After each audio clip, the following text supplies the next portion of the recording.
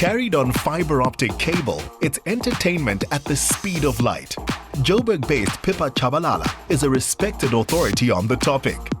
Video games, no longer just entertainment for kids.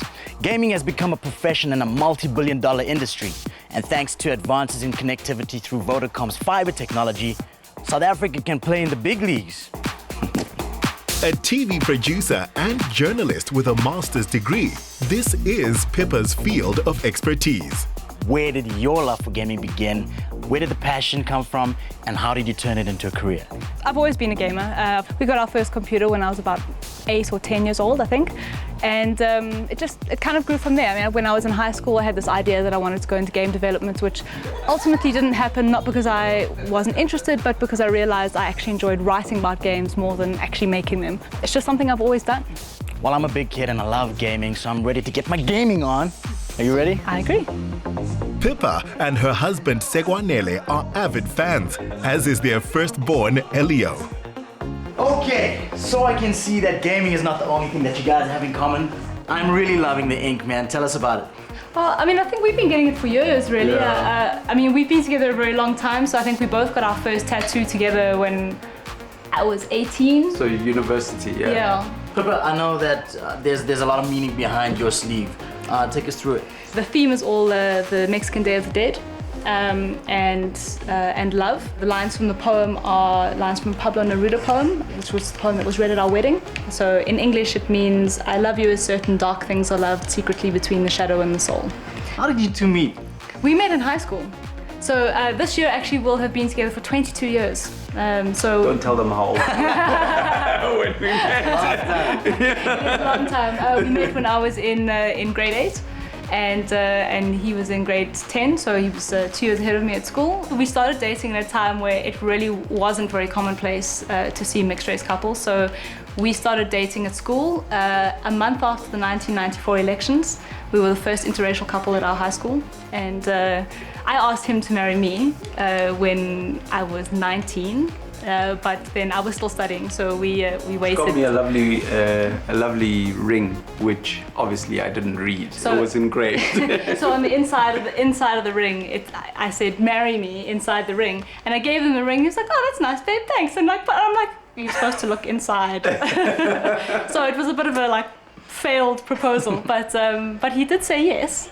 So what's it like having a gaming expert wife? Must be so cool. Well, there's benefits, can't deny, because she gets to review games, so we don't have to buy them as much. It's nice because then you can experience all games and you can play all day. It's also nice because I can play with my boy. It's a bit annoying that he wants me to play all the time, but I enjoy it, yeah. Oh, look who it is! You've got number 2. That's a guy. Hey, hello, young man. Are you good? So naughty. Is he?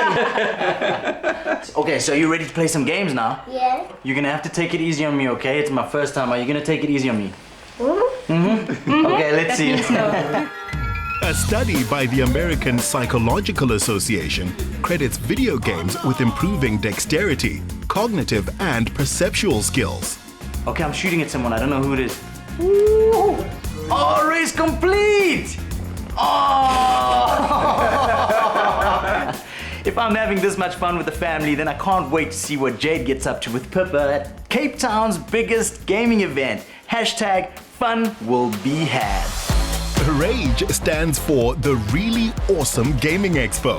Now in its 14th year, it's held in Joburg and now Cape Town, and it's big. Games and gadgets are all the rage here in Cape Town, so I thought I'd dress up for the occasion. Top reviewers like Pippa are stars here. Leading Swedish commentator PewDiePie has 43 million followers on social media, and South Africans are keen to follow in his footsteps. There's so many different people of all different ages. What would you say it is that draws people here?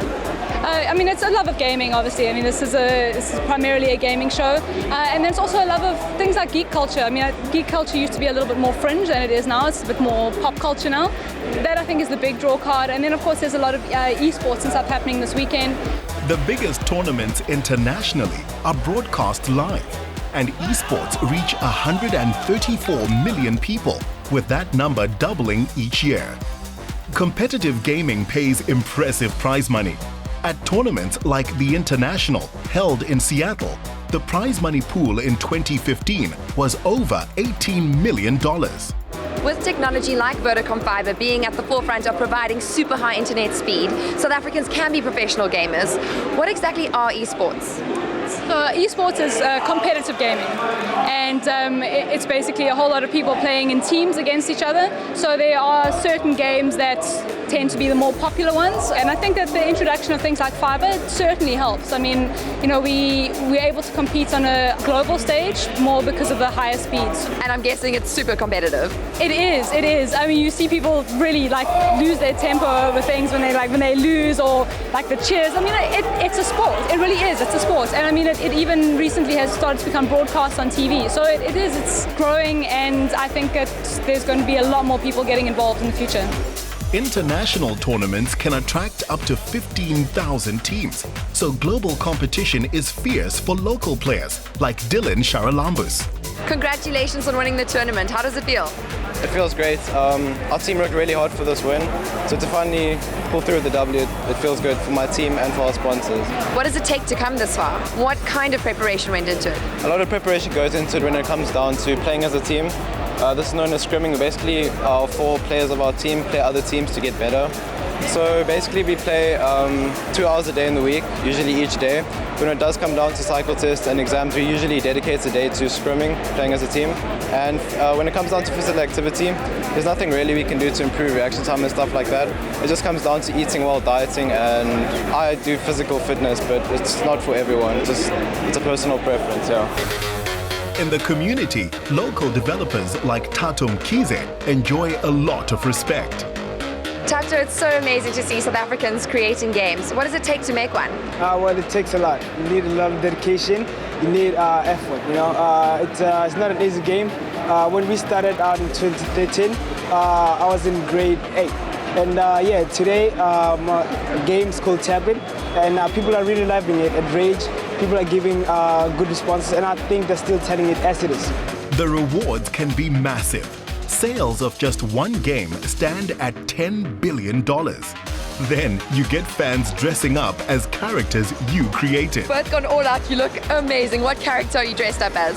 Thank you very much. I am Little Harlequin, or as you might know it from the DC Comics, it's Harley Quinzel. And what is it about this culture that you love?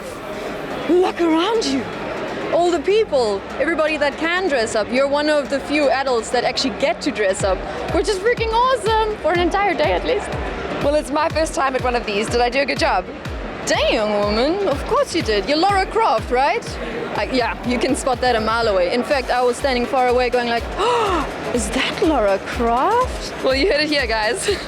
If you're super competitive or just in it for fun, Vodacom Fibre can up your game.